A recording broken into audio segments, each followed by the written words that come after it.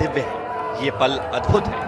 ये पल अलौकिक ने जैसे ही बटन दबाया, 11 फीट ऊंचा और 22 फीट लंबा तिकोना समकोण त्रिभुज जैसा दिखने वाला ध्वज राम मंदिर के 161 फीट ऊंचे शिखर पर लहराने लगा।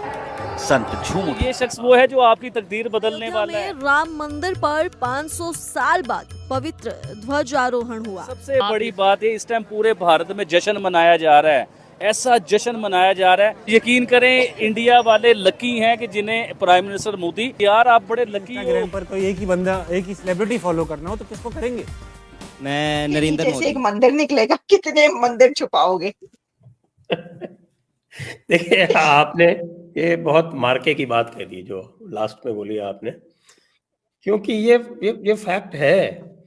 और ये फैक्ट जो है ये इस्लामिक थियोलॉजी से आता है, क्योंकि इस्लामिक थियोलॉजी में है, हदीसों में लिखा हुआ है कि साहब की जब नबी हुजूर जो है वो जब मक्का पहुंचे तो सबसे पहले उन्होंने जो है वो कहा कि साहब ये अब हक आ गया है और बातिल ख़त्म। और उसके बाद फिर जो है वो काबा के जो बुत थे उनको सबको तोड़ा ताड़ा, तो ये तो सुन्नत हो गई।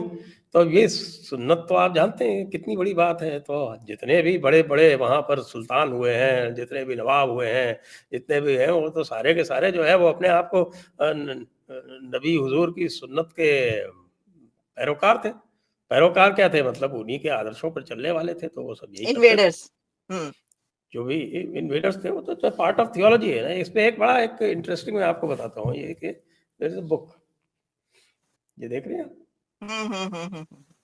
Hindu temples what happened to जी, देम, जी। Preliminary survey. इसके 2 वॉल्यूम्स हैं, दूसरा वॉल्यूम भी है इसका। हम्म, तो इसमें जो है वो सीताराम गोयल जी जो थे, उन्होंने इसका एक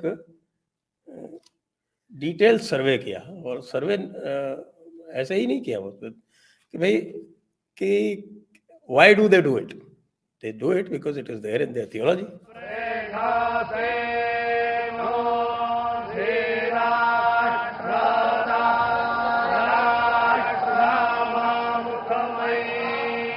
अगर जाने ठीक है तो सबसे पुराना जो मजहब है शायद ये हिंदुइज्म ही सबसे पुराना मजहब है। मस्जिद के नीचे से एक मंदिर निकलेगा, कितने मंदिर छुपाओगे? देखिए आपने ये बहुत मार्के की बात कह दी जो लास्ट में बोली आपने। देवता का वहां पर विधिवत विसर्जन किए बिना उस जगह को तोड़ के कुछ भी बनाया है, तो भाई उसका रिलीजियस नेचर तो अकॉर्डिंग टू लॉ वो मंदिर ही मोदी है। है तो मुमकिन है।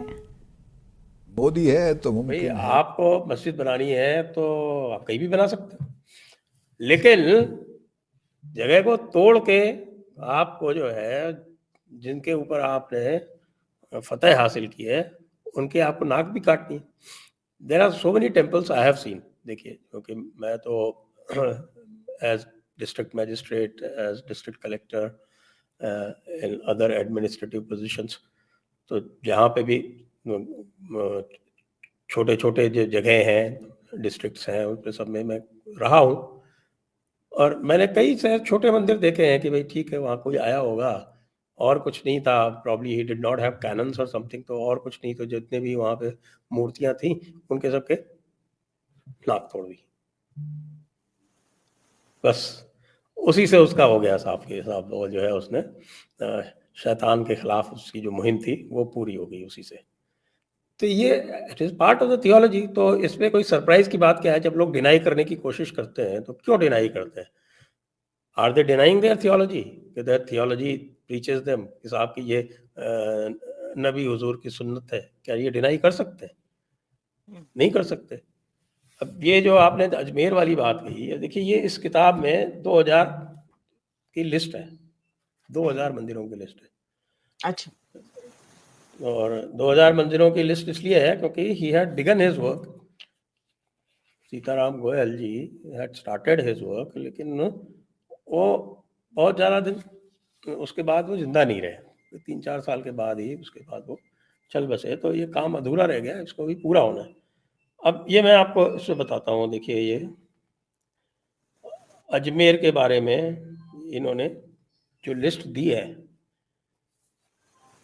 उसमें से तो अभी एक ही चीज़ आई है ना, इसकी जो लिस्ट है कि अजमेर जो लिखते हैं, मैं पढ़ के सुना देता हूँ। It was a Hindu capital converted into a Muslim metropolis. The following monuments stand on the site of and oblique or are built with materials from temples.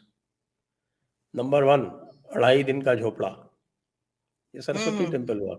It used to be a Saraswati temple and अ गुरुकुल. जहाँ भी कोई गुरुकुल होता है वहाँ सरस्वती माता का मंदिर होता है, क्योंकि सरस्वती माता जो है वो विद्या की माता मानी जाती है. यह कलंदर मस्जिद एट तारागढ़.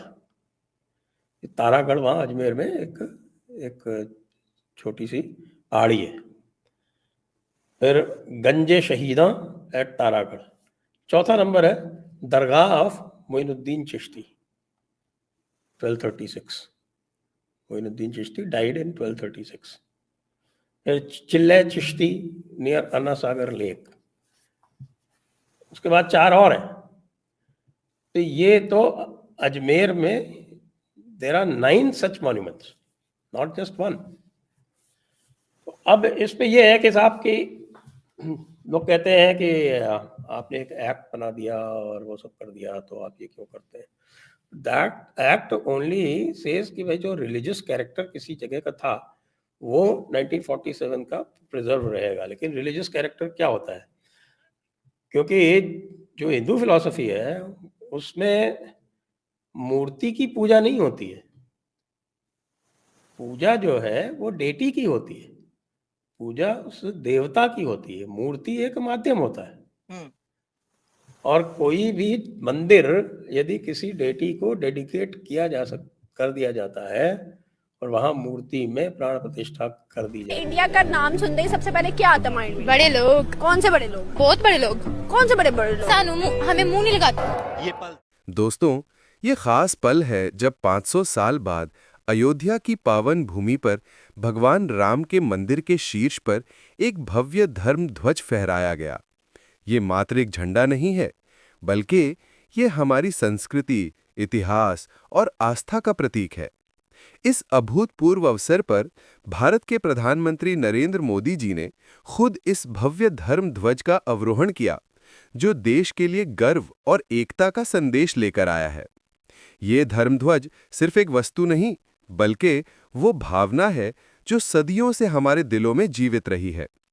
नरेंद्र मोदी जी ने इस ध्वज को बड़ी श्रद्धा और आदर के साथ फहराया, जो पूरे देशवासियों के लिए एक गौरवमय क्षण था. इस पर्व का महत्व इतना अधिक है कि इसका प्रभाव केवल भारत में ही नहीं, बल्कि पूरे विश्व में फैल रहा है. इस महान घटना को देखकर पाकिस्तान समेत अन्य पड़ोसी देशों के मीडिया में भी हलचल मची है. ये साबित करता है कि अयोध्या का राम मंदिर न केवल धार्मिक दृष्टि से महत्वपूर्ण है, बल्कि इसका जियोपॉलिटिक्स में भी गहरा प्रभाव है. इस ध्वज को फहराने का मंत्रार्थ केवल धार्मिकता ही नहीं है, बल्कि ये स्वतंत्रता, सुरक्षा